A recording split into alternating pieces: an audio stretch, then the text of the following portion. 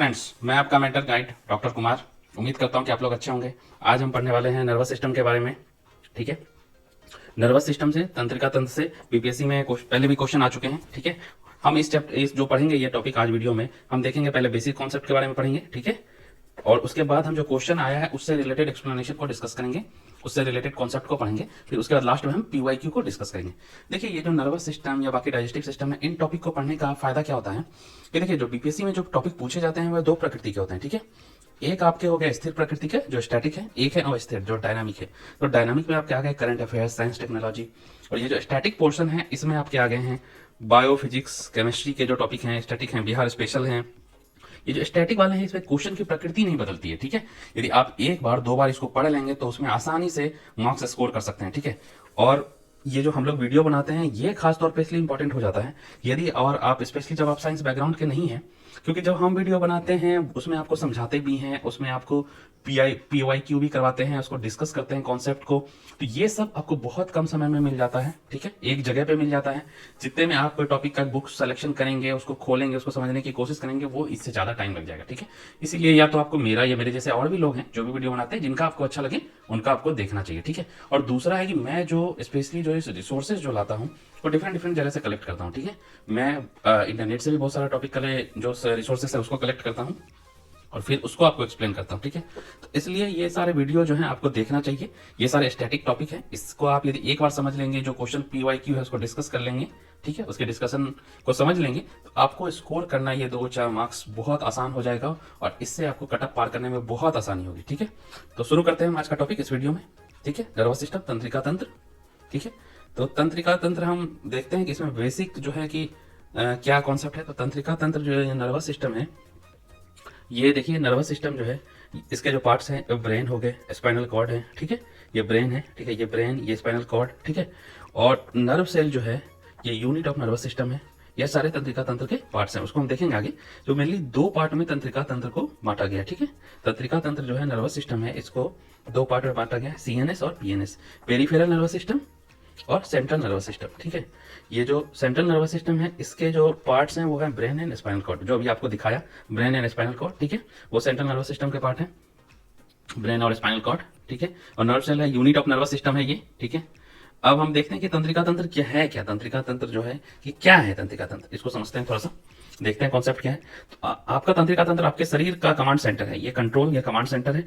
यह आपके मस्तिष्क, रीढ़ की हड्डी तंत्रिकाओं से बना होता है। मैंने आपको बताया ब्रेन, स्पाइनल कॉर्ड और नर्व सेल्स का बना होता है।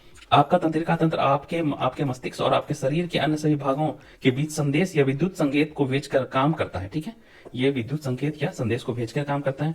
ये संकेत आपको सांस लेने, हिलने, बोलने, देखने के लिए कहते हैं। ठीक है, तो हमने देखा तंत्रिका तंत्र क्या है और थोड़ा सा देखते हैं तंत्रिका तंत्र के बारे में। आपके तंत्रिका तंत्र का मुख्य कार्य आपके शरीर के विभिन्न भागों से आपके मस्तिष्क तक संदेश भेजना है।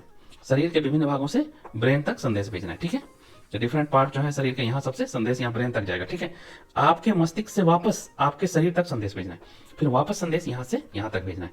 तो ये हो गया सेंसरी और ये हो गया मोटर। जो ब्रेन से संदेश को ला रहा है वापस तो वो मोटर हो गया, जो ले जा रहा है वो सेंसरी है। ठीक है, तो संदेश का यहाँ से यहाँ जाना और यहाँ से यहाँ वापस आना बॉडी पार्ट्स में, यह है नर्वस सिस्टम का मुख्य कार्य। ठीक है, ताकि आपके शरीर को बताया जा सके कि उसे क्या करना है। ठीक है, संदेश आपके शरीर को नियंत्रित करते हैं। तो क्या क्या चीज को नियंत्रित करते हैं देखते हैं कुछ एग्जांपल। ठीक है, विचार को, स्मृति को, सीख, भावनाओं, गतिविधियां, ठीक है, इंद्रियों को कंट्रोल करते हैं। ठीक है, जो नींद है स्लीप को कंट्रोल करते हैं। ठीक है, स्लीप को कंट्रोल करते हैं, दिल की धड़कन, सांस लेने के पैटर्न, इन सबको नर्वस सिस्टम कंट्रोल करता है आपके बॉडी में। ठीक है, तो तंत्रिका तंत्र के पार्ट्स क्या हैं आपको बताया। सेंट्रल नर्वस सिस्टम, केंद्रीय तंत्रिका तंत्र, ब्रेन और स्पाइनल कॉर्ड है इसके पार्ट। ठीक है, पेरिफेरल नर्वस सिस्टम, परिधीय तंत्रिका तंत्र आपका पीएनएस तंत्रिकाओं के एक नेटवर्क से बना होता है। ठीक है, यह प्रणाली आपके मस्तिष्क और रीढ़ की हड्डी से आपके अंगों, बाहों, पैरों, उंगलियों और पैर की उंगलियों तक सूचना पहुंचाती है। ठीक है, ये पेरिफेरल नर्वस सिस्टम। फिर हम देखते हैं कि यूनिट ऑफ नर्वस सिस्टम आपको पहले बताया था न्यूरॉन या नर्व सेल है। ठीक है, और अब कुछ देखते हैं न्यूरॉन और नर्व सेल के बारे में, देखते हैं किस किस तरह के होते हैं। तो पहला हो गया मोटर न्यूरॉन। ठीक है, आपको भी बताया था। मोटर न्यूरॉन क्या है। मोटर न्यूरॉन देखिए आपके मस्तिष्क और रीढ़ की हड्डी से संकेतों को आपकी मांसपेशियों तक ले जाते हैं। आपके ब्रेन से जो है, ये ब्रेन से, ये स्पाइनल कॉर्ड से आपकी मांसपेशियों तक संदेश ले जा रहा है, वो मोटर हो गया। आउटगोइंग हो गया। ठीक है, आउटगोइंग, तो ये मोटर हो गया। ठीक है, और आप वो आपको चलने में मदद करते हैं, वो सांस लेने, निगलने, बोलने में सहायता करते हैं। ये जो मोटर न्यूरॉन है ये आपको चलने में, सांस लेने, बोलने में मदद करते हैं। फिर देखते हैं सेंसरी न्यूरॉन है, संवेदी न्यूरॉन। ठीक है, आपकी इंद्रियों, क्या आप देखते हैं, स्पर्श करते हैं, स्वाद लेते हैं आदि से जानकारी आपके मस्तिष्क तक ले जाते हैं, ये जानकारी को मस्तिष्क तक लेके जाते हैं। ठीक है, तो ये इनकमिंग हो गया। ठीक है, फिर देखते हैं इंटर न्यूरॉन है। इंटर न्यूरॉन मोटर और संवेदी न्यूरॉन के बीच संचार करते हैं। ये जो सेंसरी और मोटर, ये मोटर पार्ट है, ये जो मोटर और सेंसरी है, मोटर और सेंसरी, इसके बीच में इंटर न्यूरॉन होते हैं। ठीक है, तो ये इंटर न्यूरॉन देखिए आप, इंटर न्यूरॉन जो है, इंटर न्यूरॉन कहाँ पे होते हैं, सीखने याद करने की भूमिका निभाते हैं। ठीक है, ये इंटर न्यूरॉन कहाँ पे होता है, ये ब्रेन और स्पाइनल कॉर्ड में होते हैं। ठीक है, तो अब आगे देखते हैं क्या कि आगे क्या इस, देखिए ये इंटर न्यूरॉन जो है, इससे क्वेश्चन 69th बीपीएससी में आया था। ठीक है, अब आगे देखते हैं ताप नियंत्रण, प्रकार, तंत्र और महत्व। ठीक है, थर्मोरेगुलेशन के बारे में देखते हैं क्या है ताप नियमन क्या है। थर्म वह तंत्र है जिसके माध्यम से शरीर बाहरी तापमान के बावजूद एक निश्चित डिग्री के भीतर अपने आंतरिक तापमान को बनाए रखता है। इंटरनल जो टेम्परेचर है अपने बॉडी के अंदर, उसको बनाए रखता है, यह है थर्मोरेगुलेशन। बाहर कुछ भी टेम्परेचर हो, लेकिन आपके बॉडी के टेम्परेचर को फिक्स बनाए रखता है, ये थर्मोरेगुलेशन है। शरीर के तापमान को विनियमित करना समस्थितिकी के रूप में और जीवित रहने के लिए शरीर के संतुलित तापमान को बनाए रखने का एक तरीका है। ठीक है, ये होम्योस्टेसिस को मेंटेन करने का एक तरीका है। ठीक है, अब देखते हैं आगे। ताप नियमन में तंत्रिका तंत्र महत्वपूर्ण भूमिका निभाता है। हाइपोथैलेमस रिफ्लेक्सेस को चालू करके शरीर के तापमान को नियंत्रित करता है, जो शरीर में बहुत गर्म होने पर वेसोडाइलेशन और पसीना पैदा करता है, शरीर के बहुत ठंडे होने पर वेसोकॉन्स्ट्रिक्शन और कपाता है। ठीक है, ये कौन करता है, तो यह हाइपोथैलेमस करता है। ठीक है, इससे आपका क्वेश्चन आ चुका है। अब देखते हैं क्या कि इसमें जो ताप नियमन का कार्य क्या है।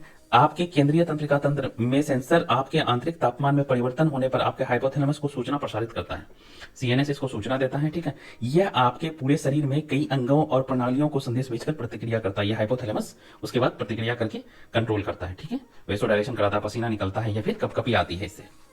ठीक है, आगे देखते हैं इसे टॉपिक से क्या क्या क्वेश्चन आया हुआ है आगे। तो देखिए ये क्वेश्चन ये आया हुआ है कि जो आगत और निर्गत तंत्रिकाएं मिलती हैं, तो जो सेंसरी है और जो मोटर है वो मिलती है कहाँ, इंटर न्यूरॉन में। इंटर न्यूरॉन आपको बताया कि ये जो सेंट्रल नर्वस सिस्टम जो है, सेंट्रल नर्वस सिस्टम ब्रेन और स्पाइनल कॉर्ड में है, तो यहाँ पे मिलती है। तो ठीक है, इसका आंसर हो जाएगा बी, इसका आंसर हो जाएगा बी। ठीक है, इसी का इंग्लिश में क्वेश्चन है, input and output nerves meet at, तो वो सेंट्रल नर्वस सिस्टम होगा। इंटर न्यूरॉन में ये जो इंटर न्यूरॉन है, ये यहाँ पे inter neuron central nervous system में मिलते हैं। ठीक है, आंसर बी हो जाएगा। शरीर के तापमान को नियंत्रित करता है, कौन करता है, अभी हमने पढ़ा, हाइपोथैलेमस करता है, तो आंसर हो जाएगा सी। ठीक है, इसका इंग्लिश क्वेश्चन होगा, इंग्लिश वर्जन होगा, ये आपका 65th बीपीएससी में पूछा हुआ है। ठीक है, फिर से एक बार शरीर के तापमान से पूछा, नियंत्रित करता है, कौन करता है भाई, हाइपोथैलेमस करता है, तो आंसर हो जाएगा बी। ये आपका 64th बीपीएससी में है। तो देखिए कितना हल्का हल्का क्वेश्चन आता है। ठीक है, यदि इस चीज को आप जानते हैं कि ताप को रेगुलेट करता है हाइपोथैलेमस, तो आसानी से 1 मार्क्स स्कोर कर सकते हैं। ये स्टैटिक जो टॉपिक होते हैं इसका यही इंपॉर्टेंस है, यहाँ पे स्कोर करना होता है, यहाँ गलती की कोई गुंजाइश नहीं है।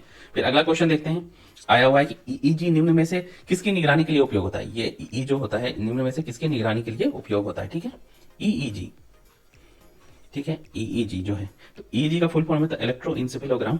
ठीक है, और दूसरा एक शब्द होता है ईईजी और ईसीजी, इलेक्ट्रोकार्डियोग्राम, इलेक्ट्रोइंसेफेलोग्राम। तो देखिए इलेक्ट्रोकार्डियोग्राम जो है वो हार्ट है, कार्डियो हार्ट।